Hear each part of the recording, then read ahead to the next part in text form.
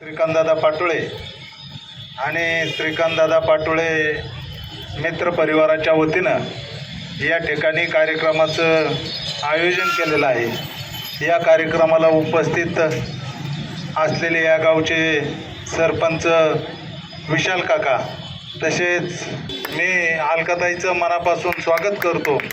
तसेच राष्ट्रवादी काँग्रेसच्या नेत्या शोभा काकी हरगुडे, तसेच आमचे मार्गदर्शक शंकररावजी पाटोळे सर, निमित्तानं महिलांचं सबलीकरण आणि महिलांसाठी अधिकचं काही करता येईल यासाठी वैशालीताई श्रीकांतदादा पाटोळे आणि श्रीकांतदादा पाटोळे यांनी गेले 7-8 वर्ष अनेक कार्यक्रमाचं आयोजन केलेलं आहे। अनेक कार्यक्रमामधून दीनदुबळ्या गरीब असतील यांच्यासाठी वेगवेगळ्या योजना, मग आरोग्याच्या योजना असतील किंवा महिलांच्या योजना असतील किंवा सामान्य नागरिकांचे जे प्रश्न असतील ते सोडवण्यासाठी सातत्यानं प्रयत्न केले। महिला भगिनी उपस्थित झाल्या। मी श्रीकांत पाटोळे फाउंडेशनच्या वतीने प्रथमतः स्वागत करतो। खरंच एक मोठी गोष्ट आहे की ज्या महिला दिनाच्या निमित्तानं आपण आज केसनमधल्या कर्तव्य स्त्रियांचा सन्मान करतो। पण श्रीकांतबद्दल अजून एक सांगायचं झालं तर फक्त 8 मार्च जागतिक महिला दिनानिमित्त नाही तर 365 दिवस महिलांसाठी मदत करायचं काम श्रीकांत करतोय। आरोग्य शिबिराच्या माध्यमातून असं ज्या लाडक्या बहिणीच्या योजना महिलांपर्यंत पोहोचवायचं काम जर केसन गावात कोणी सगळ्यात जास्त केलं असेल तर नक्कीच श्रीकांत पाटोळे।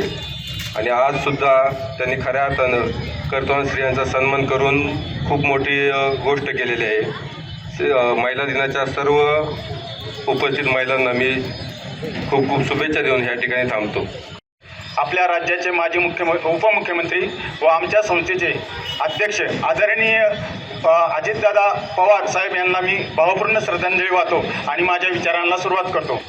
1905 साली अमेरिकेत जागतिक महिला दिनानिमित्त चर्चा झाली आणि युनोने, जे आपण संयुक्त राष्ट्र संघटना म्हणतो, त्यांनी मान्यता दिली आणि महिलांचं सक्षमीकरण, महिलांना प्रत्येक कार्यात सहभागी करून घेणं, त्यांचं जीवनमान उंचवणे यासाठी एक कायदा करून हा जागतिक दिन साजरा केला जातो।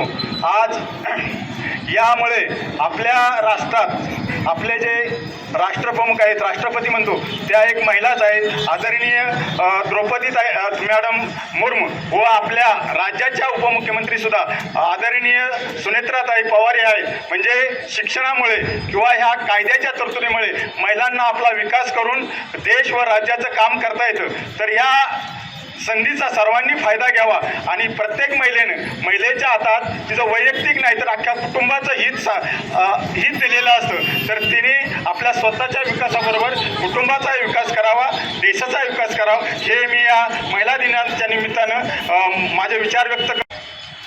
आपण समाजाचं काहीतरी देणं लागतं या उद्देशानं हे दोन्ही दाम्पत्य गेल्या 7-8 वर्षापासून या ठिकाणी सामाजिक क्षेत्रामध्ये काम करत आहे।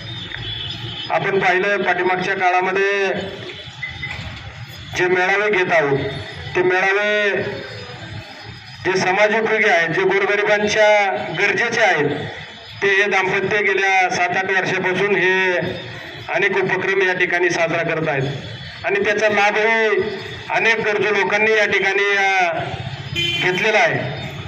आजही त्यांनी KYCच्या माध्यमातून हा सुद्धा मेळावा या ठिकाणी ठेवलेला आहे आणि महिलांसाठी विशेष आज महिला दिनाच्या निमित्ताने त्यांनी खाऊगल्लीचं सुद्धा या ठिकाणी आयोजन केलेलं आहे। या कामात तुम्हाला माहिती आहे, सामाजिक काम करायचं म्हटल्याच्या नंतर आर्थिक परिस्थिती असल्याच्या नंतर माणूस या ठिकाणी या क्षेत्रामध्ये काम करू शकतो। आजकाल पैशाशिवाय कुणाचं राजकारण असो किंवा समाजकारण असो या ठिकाणी पान हलत नाही। त्यामुळे हा दत्ता पाटील